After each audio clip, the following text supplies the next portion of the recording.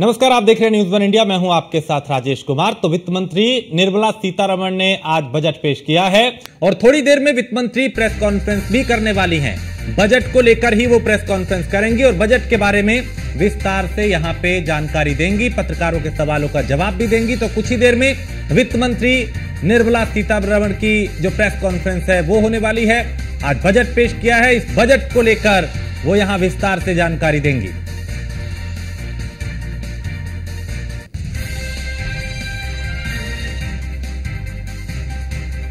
तो बजट के बारे में विस्तार से जानकारी देंगी। कुछ ही वक्त में वित्त मंत्री की प्रेस कॉन्फ्रेंस शुरू होने वाली और बजट पे प्रधानमंत्री नरेंद्र मोदी ने भी प्रतिक्रिया दी और वित्त मंत्री और उनकी टीम को बधाई दी। प्रधानमंत्री ने समाज के हर वर्ग का विकास करने वाला बजट है, प्रधानमंत्री ने कहा, और मिडिल क्लास को शक्ति देने वाला यह बजट है। युवाओं को इंटर्नशिप देने की योजना है और रोजगार में महिलाओं की भागीदारी बढ़ेगी। प्रधानमंत्री ने इस बात का भी जिक्र किया। मुद्रा लोन के तहत 20 लाख तक लोन मिलेगा। तो बजट पेश होने के बाद प्रधानमंत्री नरेंद्र मोदी ने भी बजट पे संबोधित किया और बताया कि यह उम्मीदों को पूरा करने वाला बजट है, यह सपनों को पूरा करने वाला बजट है, यह विकसित भारत का संकल्प पूरा करने वाला बजट है। युवाओं पर फोकस किया गया, महिलाओं के लिए बहुत कुछ किया गया, किसान और मध्यम वर्ग को ध्यान में रख के यह बजट पेश किया गया।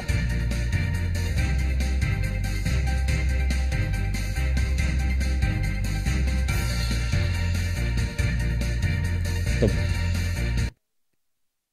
साथियों, रोजगार और स्वरोजगार के अभूतपूर्व अवसर बढ़े, ये हमारी सरकार की पहचान रही है। आज का बजट इसे और सुदृढ़ करता है। देश और दुनिया ने पीएलआई स्कीम की सफलता देखी है। अब इस बजट में सरकार ने एम्प्लॉयमेंट लिंक्ड इंसेंटिव स्कीम की घोषणा की है। इससे देश में करोड़ों करोड़ों नए रोजगार बनेंगे। इस योजना के तहत जीवन में पहली नौकरी पाने वाले युवा की पहली तनख्वाह हमारी सरकार देगी। स्किल डेवलपमेंट और उच्च शिक्षा के लिए मदद हो या फिर 1 करोड़ नौजवानों को इंटर्नशिप की योजना, इससे गांव के गरीब के मेरे नौजवान साथी, मेरे बेटे बेटी देश की टॉप कंपनियों में काम करेंगे। उनके सामने संभावनाओं के नए द्वार खुलेंगे। हमें हर शहर, हर गांव, हर घर एंटरप्रेन्योर्स बनाना है। इसी उद्देश्य से बिना गारंटी के मुद्रा लोन की लिमिट को 10 लाख से बढ़ाकर 20 लाख रुपए किया गया है।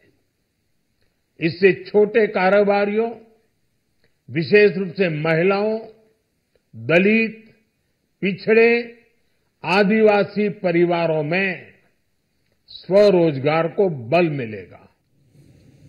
और ये बजट कितना उम्मीदों पे खरा उतरा, इस पे हम बात करेंगे। हमारे साथ चौधरी सवित मलिक हैं, किसान नेता हैं, संतोष त्यागी पॉलिटिकल एक्सपर्ट हमारे साथ हैं स्टूडियो में, राजेंद्र भाटी हैं जो कि सीए हैं, और अभिषेक राजाराम हैं जो कि अर्थशास्त्री हैं। उन सबसे हम समझेंगे इस बजट को लेकर। आप सभी का बहुत स्वागत है। शुरुआत अभिषेक जी आपसे, इस बजट को लेकर आप कैसे इस बजट को देखते हैं? क्या जो उम्मीदें हर वर्ग को इस बजट से थी, उम्मीदों पर खरा उतर रहा है बजट?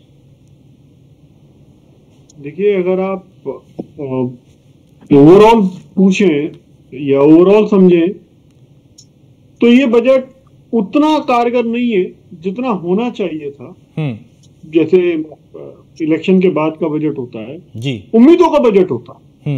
उम्मीदों के बजट में सबको उम्मीदें होती है, क्योंकि भाई इलेक्शन के दौरान आप जनता से मिलते हो, जनता की समस्याएं समझते हो और आपके जनता अपनी बात भी रखती है सामने और आपको वापस सरकार मिली है तो जनता के लिए उसकी एक्सपेक्टेशन भी होती है।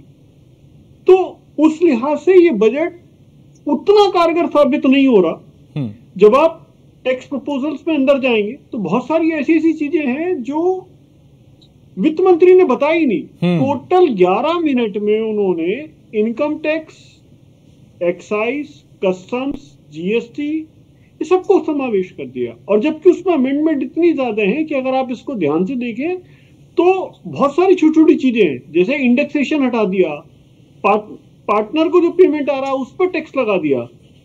तो ये और जो पैसा देने की बात थी, भाई अगर आप स्ट्रक्चरल ग्रोथ की बात करो, पैन इंडिया की बात करो, तो कहीं ना कहीं ये बजट बीजेपी का ना लगकर एनडीए का बजट लगा कि जिसमें बहुत बार हमने आंध्र प्रदेश एंड बिहार को तो बहुत ज्यादा नाम सुना।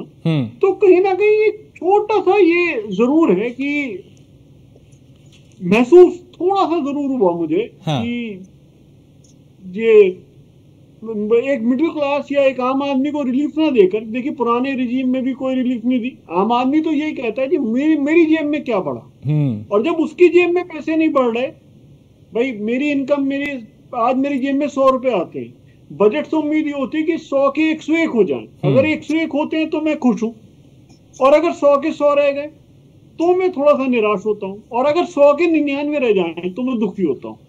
तो यहां पर आप देखिए कि थोड़ा सा निराशाजनक जरूर है।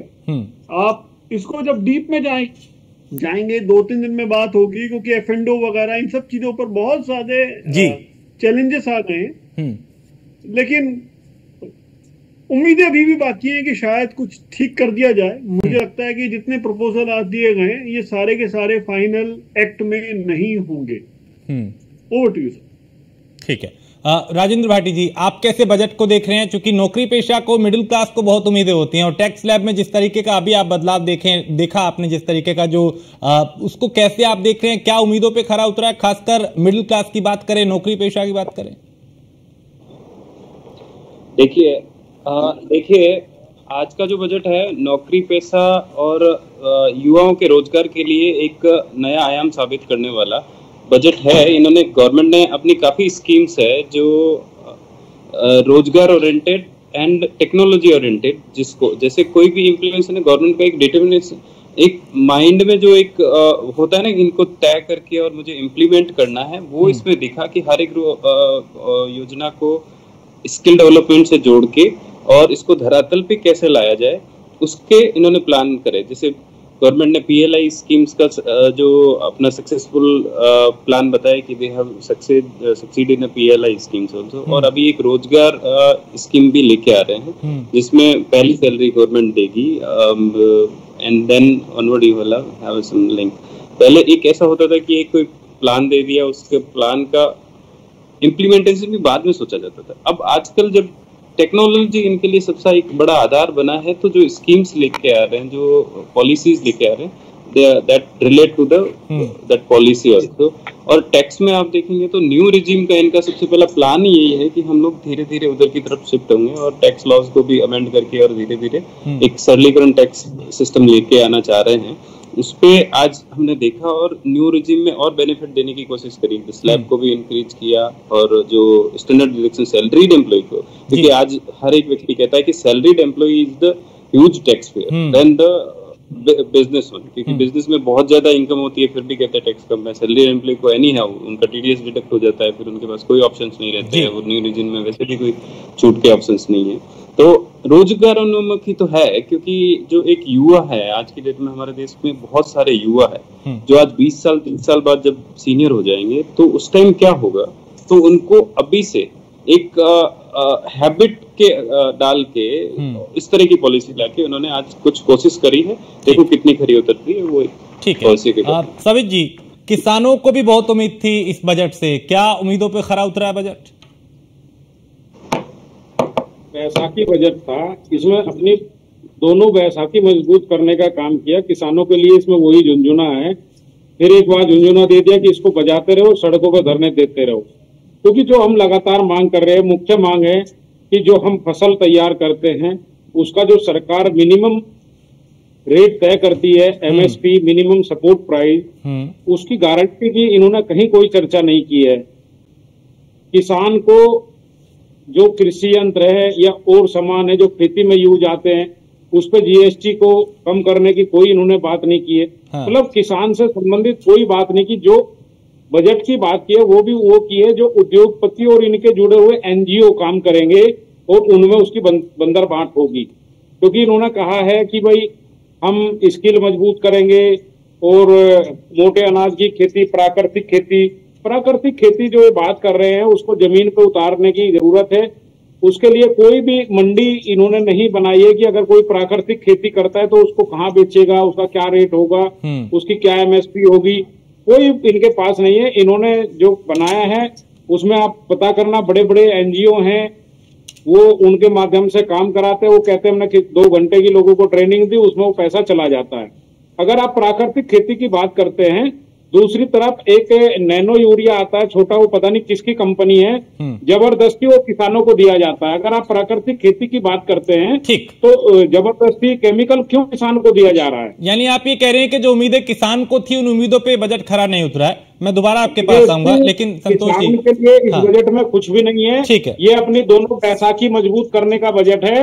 नीतीश कुमार और चंद्रबाबू नायडू को ठीक है, मैं दोबारा आता हूँ सभी भाई आपके पास। लेकिन संतोष जी, इस बजट को आप कैसे देख रहे हैं? क्योंकि जब देखिए सियासी चश्मे से देखेंगे तो विपक्ष अपनी कमियां गिनवाएगा और जिन वर्गों को उम्मीद थी अब वो उम्मीदों पे खरा उतरा नहीं, ये भी एक चर्चा का विषय है, वो अपनी अपनी बात को रखेंगे। लेकिन क्या सहयोगियों पे ज्यादा फोकस रहा और मिडिल क्लास और जो लोगों को उम्मीद थी, क्या वो उम्मीद थोड़ी कम रह गई इस बजट में?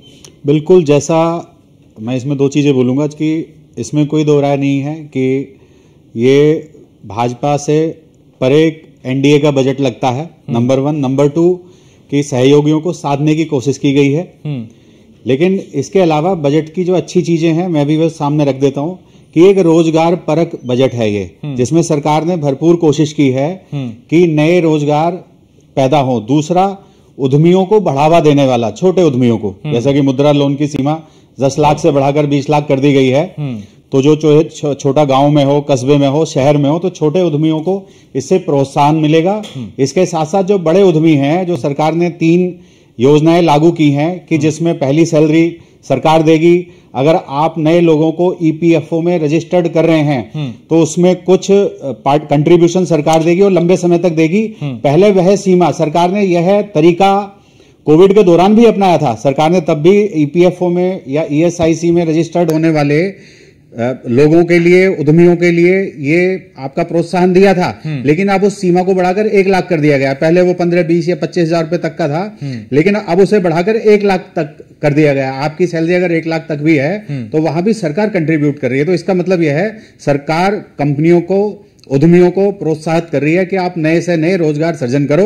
आप पे अगर कोई बर्डन है तो उस बर्डन को हम सपोर्ट करने के लिए, झेलने के लिए तैयार हैं। दूसरा, जो उद्यमी है वो भी इससे उत्साहित है। तीसरा, हाँ ये जरूर है कि जो मिडिल क्लास का तबका है, नौकरी पेशा लोग हैं, उन्हें जो उम्मीद थी कि एनडीए में आने के बाद सरकार जनता पर ज्यादा ध्यान देगी और ज्यादा चीजों को जो है एक्साइट करेगी, लेकिन वह छूट बहुत ज्यादा नहीं बढ़ाई गई है। उसमें मात्र लाख रुपए का एक बदलाव किया गया है, जो कि बहुत बड़ा बदलाव नहीं है। किंतु फिर भी अगर देखो तो एक विजनरी बजट है। और जो सरकार जो कंटिन्यू कर रही थी साल दर साल, तो मोदी 3.0 का जो बजट है ये भविष्य का बजट ज्यादा है, विजनरी बजट है। हाँ, रोजगार, महिलाएं और गरीबों के लिए जो है रोजगार पर इसमें अधिक ध्यान दिया गया है। हाँ जी, ठीक है। अभिषेक जी, क्या ये अर्थव्यवस्था को बूस्टर देने का काम करेगा? ये बजट बूस्टर देगा? देखिए, पॉपुलिस्टिक बजट और एक होता है जो इंफ्रास्ट्रक्चर में इन्वेस्ट करने वाला बजट। जो इंफ्रास्ट्रक्चर में इन्वेस्ट करने वाला बजट होता है तो उससे तो ये पक्का होता है कि भाई इकोनॉमी ग्रो करेगी, क्योंकि इंफ्रास्ट्रक्चर पर, और देखो पिछले 10 साल में इंफ्रास्ट्रक्चर पर काम हो भी रहा है, काफी काम हुआ और आगे होगा भी। India is infrastructure deficit country और इस पर काम देखो, अभी जैसे इस बार इन्होंने कहा है कि बजट में 25,000 नए गांवों को जोड़ा जाएगा सड़कों से, तो जो अच्छी सड़कें बनाई जाएंगी, तो प्लस बहुत सारे एक्सप्रेस वे अनाउंस करे गए हैं, डबल लेन का पुल भी अनाउंस करा गया है गंगा पर। तो ऐसी बहुत सारी चीजें हैं जिनसे इकोनॉमी को बूस्ट मिलता है। दूसरा होता है पॉपुलिस्टिक बजट। पॉपुलिस्टिक बजट क्या होता है कि आम आदमी के हाथ में पैसा ज्यादा आ जाए, कैश फ्लो ज्यादा आ जाए। जब उसके हाथ में कैश फ्लो ज्यादा आता है तो खुश होता है। ज्यादा कैश में वो ये माना जाता है ज्यादा कैश आएगा तो कुछ परसेंटेज वो इन्वेस्ट करेगा, कुछ परसेंटेज वो खर्च करेगा। इन्वेस्ट करेगा तो बट नेचुरली इकोनॉमी उससे भी बढ़ेगी, खर्च करेगा तो भी इकोनॉमी बढ़ेगी। ये एक्सपेक्टेशन होती है। ये जो बजट है, प्रॉब्लम ये है कि दोनों में से एक भी साइड नहीं हो रहा। या तो शायद बैलेंस करने की कोशिश ज्यादा है। अब आप देखिए जितने एक्सप्रेसवे हैं, आप देखिए कि वो जो पैसा दिया गया है वो 2 स्टेट्स में ज्यादा जा रहा है। तो बाकी स्टेट से जो सौतेला व्यवहार है, आप खुद नोएडा बैठे जी, उत्तर प्रदेश है, मध्य प्रदेश है, छत्तीसगढ़ है, राजस्थान है, गुजरात है, यहां पर कुछ नहीं।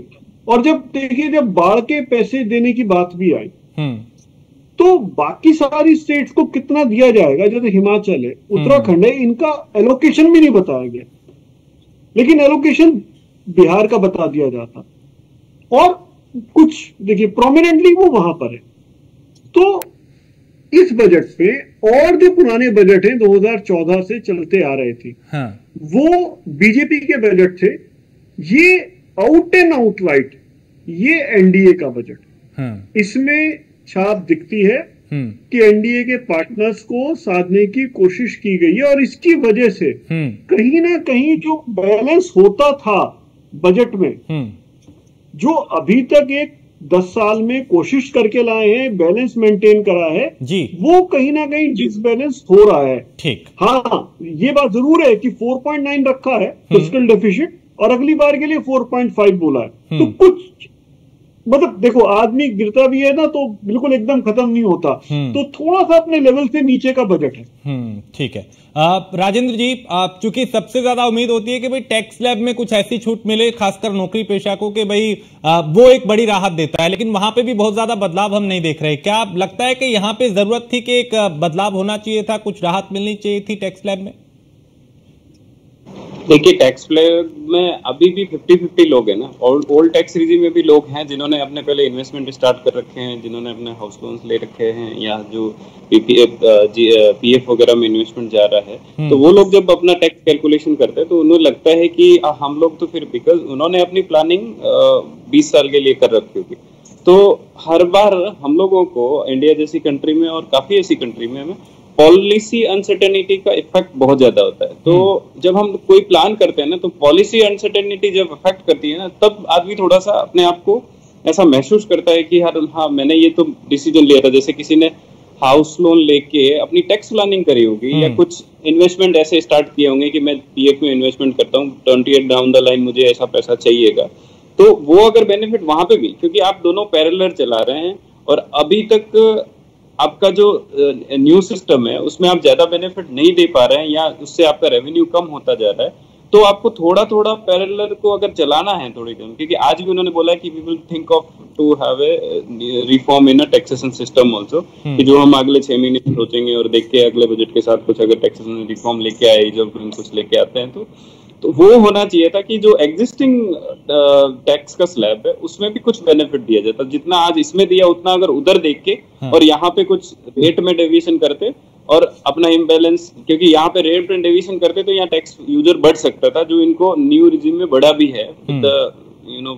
आउटफ्लो इन द मार्केट, लोग अपना जो आजकल जो benefit of filing of A return है, जो गवर्नमेंट ने सारी चीजें लिंक हुई है, जैसे इंटीग्रेटेड रिपोर्टिंग हुई है सब तरह से, तो हर व्यक्ति अपना रिटर्न भर के और कुछ बेनिफिट की तरफ जाना चाहता है, या कोई भी जहां पे भी यूज कर रहा है आईटीआर ऑन इन सबको, तो वो एक अगर कदम होता तो अपने आप में जो काफी लोग ये सोच रहे हैं कि बजट से एक उम्मीद रहती, हर बार एक उम्मीद रहती है, तो वो एक ये उम्मीद है। इसमें फिर कहते हैं कि अब दिखाने के लिए तो 1 लाख का फायदा कर दिया, बट हिडन देखे तो नहीं मिला, वो एक होना चाहिए था। ठीक है सभी जी, चूंकि सरकार ये कह रही है कि हमारा किसानों पे फोकस है, ग्रामीण क्षेत्रों में ज्यादा फोकस है और किसानों के लिए इसमें बहुत कुछ है, आप कह रहे हैं कि नहीं, जो उम्मीद हो जो उम्मीदें थी आपकी उन उम्मीदों पे बजट खरा नहीं उतरा। मीटिंग होती है, सभी सरकारें करती है, लेकिन इस सरकार ने कभी भी जो किसान आंदोलन कर रहे हैं या अपनी मांग माने, उनको बैठा के कभी बात नहीं की। हाँ। जब धरना दिया, जब भी बातचीत बीच में छूट गई, उसके बाद इन्होंने कभी बात नहीं की। हाँ। इसके बाद जो जो हमारे मुद्दे हैं बजट में, किसी भी मुद्दे पे इन्होंने बात नहीं की। जो सबसे महत्वपूर्ण मुद्दा है एमएसपी का मुद्दा। हाँ।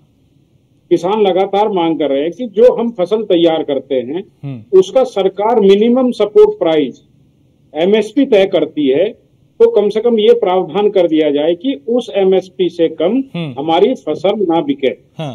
अब कोई भी उद्योगपति है, कोई भी चीज है, अगर कोई बनाता है तो जितने की वो बनाता है उससे कम कोई नहीं बेचता। हाँ। और हम तो कह रहे हैं कि एमएसपी में भी किसान को घाटा होता है, लेकिन उस पे अगर सरकार ने तय कर दिया है तो एमएसपी की बहुत बड़ी मांग थी। दूसरा, ब्याज माफी की बात करते हैं। किसान चाहता है कि वो कर्ज मुक्त हो जाए, लेकिन सरकार चाहती है कि वो कर्ज में दबता चला जाए। हर बार उसको कर्ज, नया कर्ज देने की बात करते हैं, कर्ज बढ़ाने की बात करते हैं। हाँ। लेकिन उसको कर्ज से बाहर कैसे निकाला जाए ये बात नहीं करते। तो कर्ज की तरफ और दूसरा ये कि एमएसपी की तरफ। हाँ, बहुत छोटा, सरकार थोड़ा कम है। हाँ। सरकार ने खुद कहा था कि किसान की आय 2022 तक हम डबल कर देंगे। हाँ। उसके बाद नीति आयोग में एक इन्होंने कमेटी बनाई थी, उन्होंने कहा था कि जो हमारी ग्रोथ है वो 12% होनी चाहिए। यहाँ इकोनॉमिक्स बैठे हैं, सभी लोग पढ़े लिखे बैठे हैं, इन्हें पता है कि 12% की ग्रोथ देंगे तो किसान की आय दुगनी होगी।